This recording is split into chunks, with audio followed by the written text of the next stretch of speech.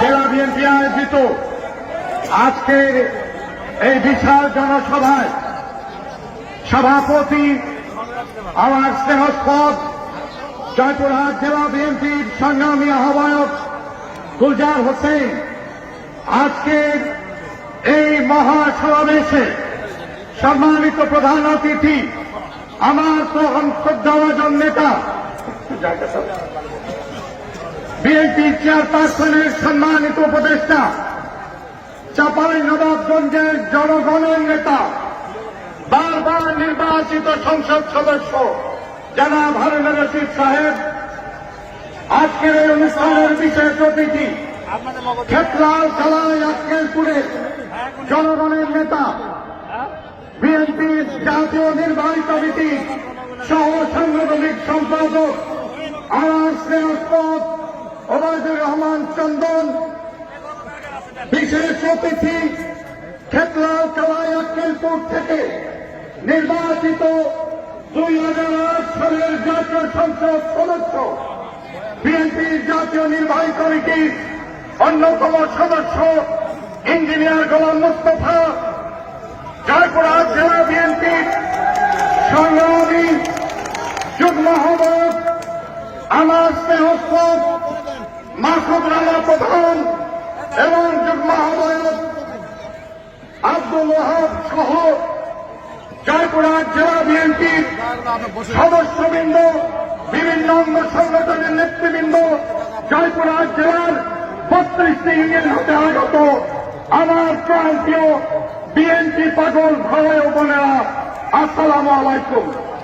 17 বছরের সাদা করে সৃষ্ট হয়ে বাংলাদেশের জনগণের পাশাপাশি এই জয়পুরহাট ক্ষতবিক্ষত ছিল জয়পুরহাটের 32টি ইউনিয়ন।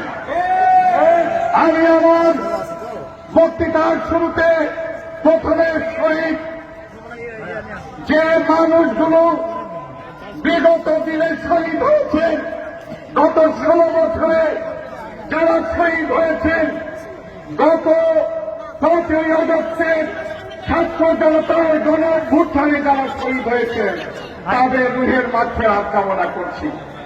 আমি রুহের মাগফিরাত কামনা করছি। এই জয়পুরহাটে বিএনপি সংগঠিত করতে যেসব নেতৃবৃন্দ ইন্তেকাল করেছেন, তাদের রুহের মাগফিরাত করছি। রুহের মাই জয়পুরহাট জেলা বিএনপির সাবেক সভাপতি মরম মধুর আলী প্রধান, সাবেক সভাপতি জওয়ান আব্দুল হামিদ সহ বিএনপির সকল নেতৃবৃন্দের রুহের মাগফিরাত কামনা করছি। রুহের মাগফিরাত কামনা করছি আমার মরহুম পিতা জনাব আব্দুল আলিম সাহেবকে। ভাই আমার, আপনারা জানেন আজকে বাংলাদেশকে ভিন্ন পথে নিয়ে যাওয়ার ষড়যন্ত্র শুরু হয়েছে। বাংলাদেশ এমন একটি পর্যায়ে নিয়ে যাওয়ার চক্রান্ত হচ্ছে, বিভিন্ন পন্থায় নির্বাচনকে দেরি করার প্রচেষ্টা চালানো হচ্ছে, বিএনপিতে লেন করার প্রচেষ্টা চালানো হচ্ছে, সংস্কারের নামে কিভাবে বাংলাদেশের নির্বাচন পিছিয়ে যায় সেটার ব্যবস্থা করা হচ্ছে। আমার তাই আমি আপনাদের আহ্বান জানাই, বিভিন্ন সময় বলছেন। একটি রাজনৈতিক দলের নেতা কিছুদিন আগে বললেন, আমরা আওয়ামী লীগকে মাফ করে দিয়েছি। আপনি মাফ করার কে? জয়পুরহাটের মানুষ, জয়পুরহাটের মানুষ 17 বছর যে কষ্ট করেছে, আমার মরহুম পিতাকে হাসপাতালে হত্যা করা হয়েছে, বলেন মাফ করে দিয়েছি। বাড়ি থেকে আওয়ামী প্যাসেঞ্জের কোন মাফ নাই। কথা বলছেন আপনাদের স্বার্থ হাসিলের জন্য, স্বার্থ হাসিলের জন্য কথা বলছেন, বিএনপিকে দোষারোপ করছেন। ভেবেছেন আওয়ামী লীগের ভোট ব্যাংক আপনাদের দিকে যাবে? সে আশা ঘুরে বালি, সে আশা ঘুরে বালি। আপনাদের ভোটের পার্সেন্টেজ কত আমরা জানি, আপনারা কতটি আসন পেতে পারেন এগুলো আমরা জানি। বিভিন্নভাবে মানুষকে ভুল পথে নিয়ে যাওয়ার চেষ্টা করছেন। কথায় কথায় বলেন আমি সেই দিন ইসলামী জলসা সমূহে যখন যাই, অনেকে বলেন ইসলামী আইন কায়েম করা এবং ইসলামী সুন্নাহর আলোকে যারা দেশ চালাবেন তাদেরকে ভোট দেন। তা আমরা তো ইসলামের বাহিরে, ইসলামী হুকুম হাকামের বাহিরে, ইসলামের পথে তো আমরাই একমাত্র রাজনৈতিক দল। ভাইয়ের আমার, এইভাবে চেষ্টা করে ভোট পাওয়া যায়। ইসলামী জলসাতে যে প্রধান অতিথি হয়ে আপনারা যে কাজটি করেন, মাইকটা নিয়ে প্রথমে ভোট চান।